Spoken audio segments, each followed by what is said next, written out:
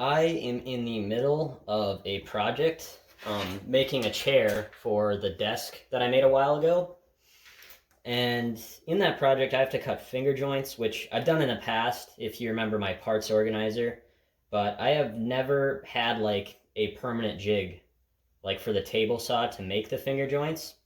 And I usually just, every time I need to cut finger joints, I will just make like a really quick and dirty jig that is not very accurate, and then I just throw it away when I'm done. But I know that I would make finger joints more often if I had like a more permanent jig, because the joint itself is actually easy. Like once you have the jig done, it's really quick, but it's making the jig that's just not the fun part.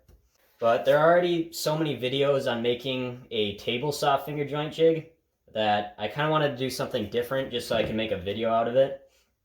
And I've never seen a finger joint jig for the Jigsaw. I've seen them for the routers and the table saw.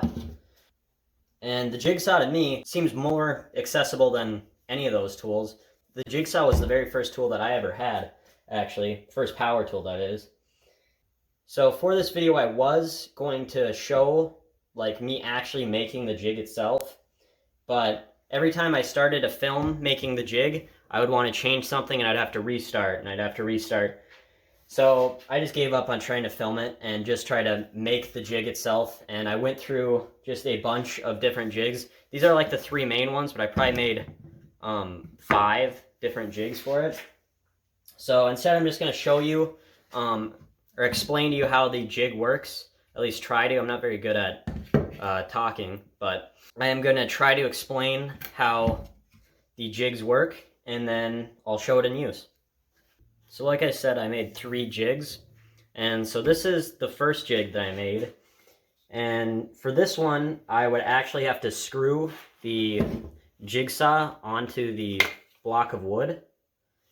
And then on the bottom of this piece of wood, I cut a groove right here to hold a strip of wood, this thing. And the strip of wood would fit into each finger, like this. I don't know if you can see that. Fit into each finger, and then act as a spacer for the next cut, and so on. But if you think about it, if the jigsaw is stationary, because it's screwed into place, then this strip of wood can't be stationary.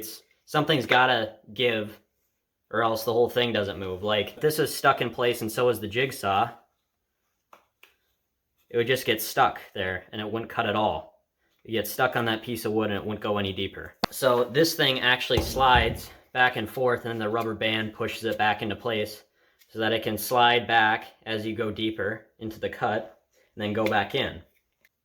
The problem with this is that with such a thin strip and a somewhat loose slot, there's just too much give.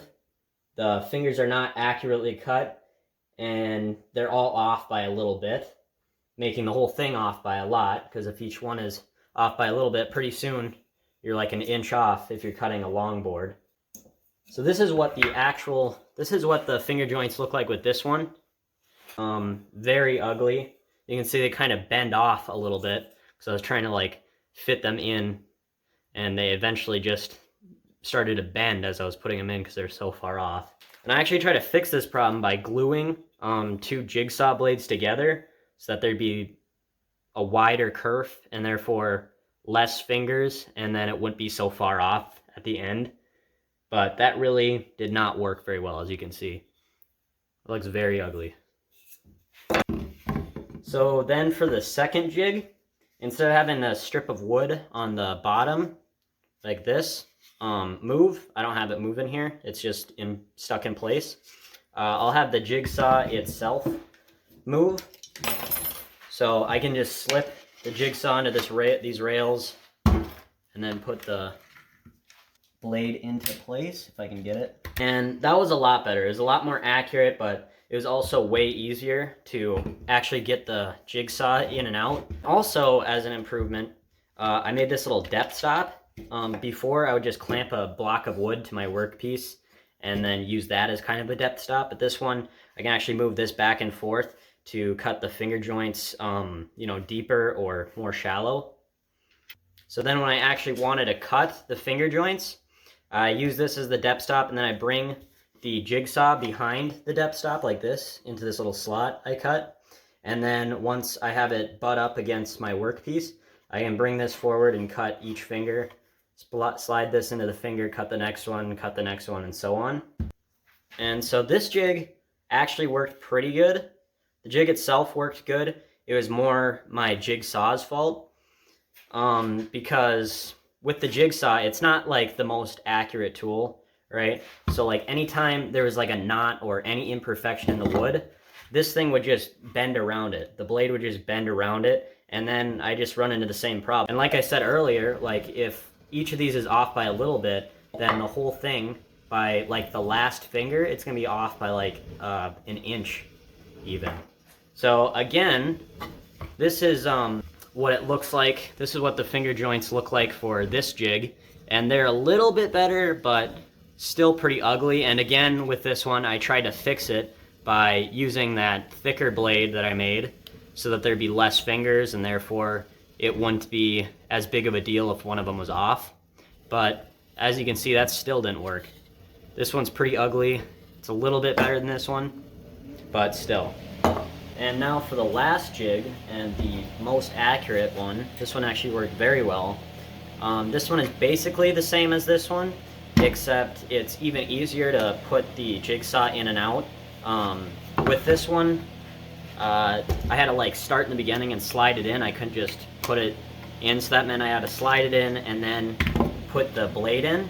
With this one, I can have the blade in and just drop it right into place, and it slides back and forth. And then the other more important difference, to make it more accurate, is the slot in the depth stop that holds the blade back before you're cut.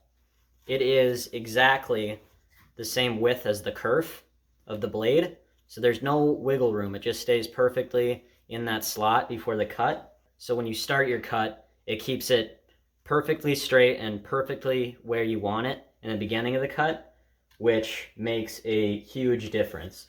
These finger joints that I got from this jig were by far the best, very accurate. I think I'll actually use this in the future, not just like a novelty. Like, I think this actually works well. So this is what the joints look like from this jig.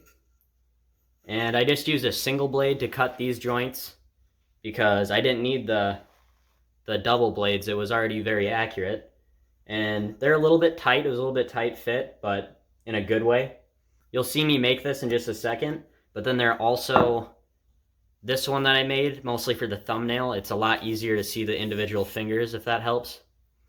But yeah, anyways, worked very well. You'll see me make this right now.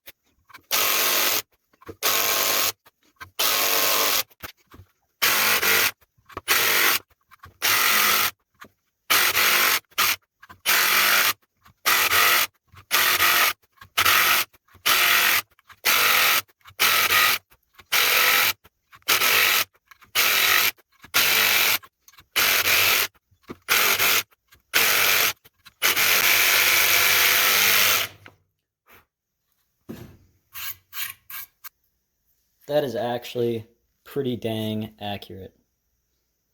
That is the best result I've gotten with any of the jigs. Okay, so these are the two pieces that I got, and I did trim them up so that they would actually fit together and not overlap a little bit. But besides that, yeah, I cut this with the jigsaw, and now to put it together, and they are actually very accurate. This is the best result that I've gotten with any of my jigs that I made for this so far.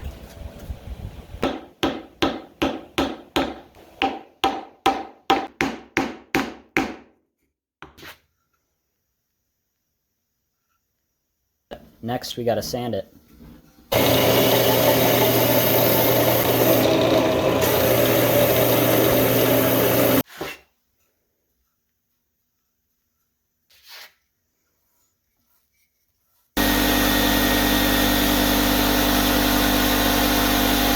I hope that my explanation made some sense. I don't think that I'll need to make a video like actually going through making this. I think that it's simple enough where you can kind of tell just by looking at it. But just in case you want to build this yourself, I just made this out of, I got a scrap of wood that was wider than the base of the jigsaw, and then I nailed on some railings, these little strips of wood, and then another piece up here so that the jigsaw doesn't keep cutting. And then for the depth adjuster, same sort of deal, just made out of scrap. I drilled some holes and then put in a bolt here and here. And then on the sides of this depth adjuster, I just cut some slots so that it can actually slide back and forth on that bolt, and then wherever I want it, I can tighten it down. The spacing for this is where the blade goes. That's, like I said, that's the width of the blade, and then the spacing between each finger, this part here is the width of the blade again, and then this strip of wood that goes in between each finger is the width of the blade. So pretty easy to remember. Yeah.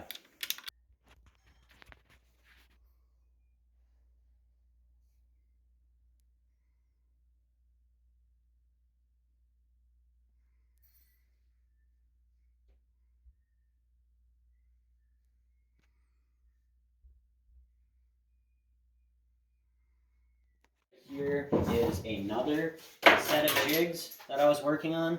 So I made a couple of them. This is like an older one. This is an older one. And this is kind of like the final-ish one. It's still not great, which is why I'm not really even probably going to put it in the thumbnail. It's like with the jigsaw finger joint jig, I feel like it could actually be a good alternative that's useful to like the table saw or the router. Like I think that could actually, it doesn't take that long to use. But with this jig, it's just kind of too bulky, and I don't know, it takes too long to use to actually be a good alternative to like a table saw or router for cutting grooves and rabbets. But I thought I'd show it anyways just because it's kind of cool. So like I said, this jig cuts grooves and rabbets using the jigsaw, and you can set the depth of the cut instead of just having to always cut all the way through the piece of wood. And the way that this jig works is the same as the other jig. It has these rails so that you can slide the jigsaw in and out easily. And so you set the depth of cut here. You can move this up and down to set the depth. And then you can use this fence here to adjust how far away from the edge of your workpiece you want to cut. And then when you actually put the jigsaw into place, you can see that the blade sticks out the other side at an angle.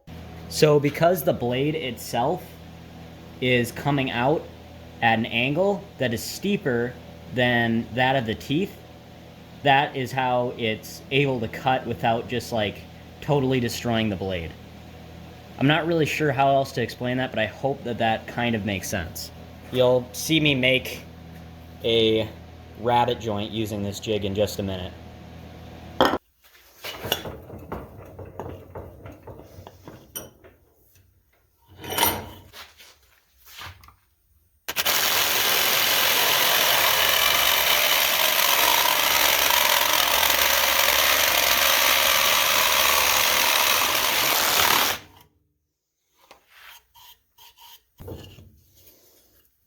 I don't know if you can see that.